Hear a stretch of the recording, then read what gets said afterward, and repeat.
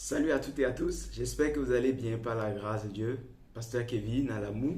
Et aujourd'hui, je veux partager avec vous l'épisode 16 de notre série Garde ton cœur plus que tout.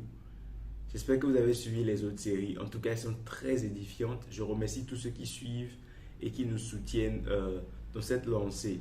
Amen, amen. Aujourd'hui, j'aimerais partager avec vous une nouvelle chose que nous pouvons faire pour garder notre cœur plus que toute autre chose. Notre série, c'est Garde ton cœur plus que tout.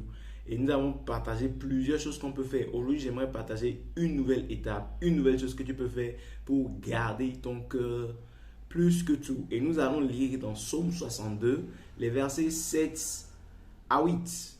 Psaume 62, les versets 7 à 8. David dit ceci: Sur Dieu repose mon salut et ma gloire, le rocher de ma force. Mon refuge est en Dieu. En tout temps, peuple, confiez-vous en lui. Confiez-vous en lui. En tout temps, confiez-vous en lui. Et il continue. Répandez vos cœurs en sa présence. Dieu est notre refuge. Répandez vos cœurs en sa présence. Dieu est notre refuge. Ne vous confiez pas dans la violence et ne mettez pas un vain espoir dans la rapine. Quand les richesses s'accroissent, n'y attachez pas votre cœur. Alors, quelle est la prochaine étape pour garder son cœur plus que tout? C'est de répandre son cœur dans la présence de Dieu. Répandre son cœur à Dieu. Nous devons apprendre à répandre nos cœurs dans la présence de Dieu quand tout va mal. Amen. Et le prophète Jérémie a dit la même chose dans Lamentation 2, le verset 19. Lève-toi, pousse des gémissements à l'entrée des veilles de la nuit. Répands ton cœur comme de l'eau en présence du Seigneur. Répands ton cœur comme de l'eau en présence du Seigneur. Comme de l'eau. Ça veut dire quoi? Ça veut dire que devant les situations de la vie, devant l'amertume que les gens créent dans ton cœur, devant l'ingratitude des hommes, devant le mal que les gens t'ont fait, qu'est-ce que tu dois faire? Tu dois aller dans la présence de Dieu et répandre ton cœur. Ouvrir ton cœur à Dieu, te confier à lui, lui dire ce qui t'a fait mal. S'il le faut, pleurer. Amen, c'est très important. Souvent, certains se disent, oh, Dieu connaît déjà mon cas, Dieu connaît ma situation, et ils ne vont pas dans la présence de Dieu pour ouvrir leur cœur. Quand tu as mal à l'intérieur de toi, ce n'est pas bon de garder ça.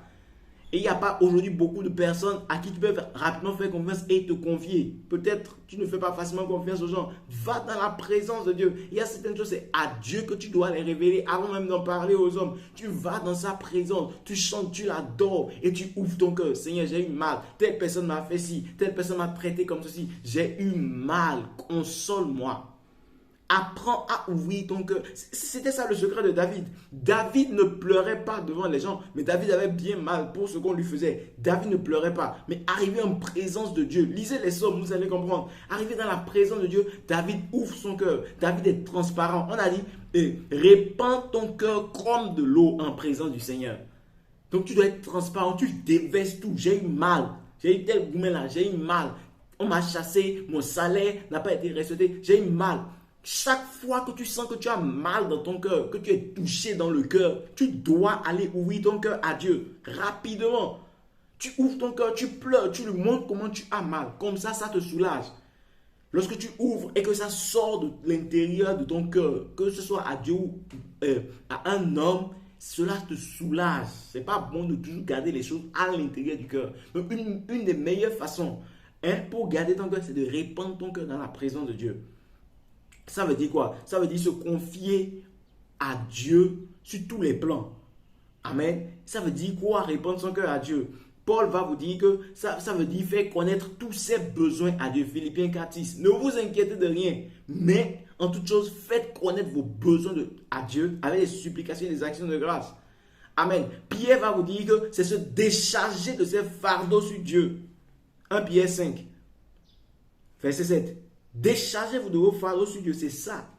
Et tu dois apprendre ça. Nous devons apprendre ça. Dans n'importe quelle situation. On t'a fait mal, quelque chose ne va pas comme tu veux, et tu vois que ça commence à peser sur ton cœur. Tu vas dans la présence de Dieu. Tu mets de la musique. Tu l'adores. Tu le chantes, tu le célèbres. Et là, tu lui ouvres ton cœur. Tu es transparent. Tu es honnête. Tu es franc. Ce qui t'a fait mal, tu lui dis ça. Si même tu es peut-être fâché contre lui, tu le lui dis. Nous avons vu le cas dans la vie de David. Dieu aime que nous répandons nos cœurs en sa présence. Et en répandant ton cœur régulièrement en sa présence, les choses qui te font mal, tu vas te voir être libéré de ces choses. Tu vas te voir être libéré de l'amertume, de la rancune, du mal que les gens t'ont fait, de l'ingratitude des hommes. Apprends à ouvrir ton cœur à Dieu. Apprends à dire à Dieu ce qui te fait mal. Répands ton cœur dans la présence de Dieu.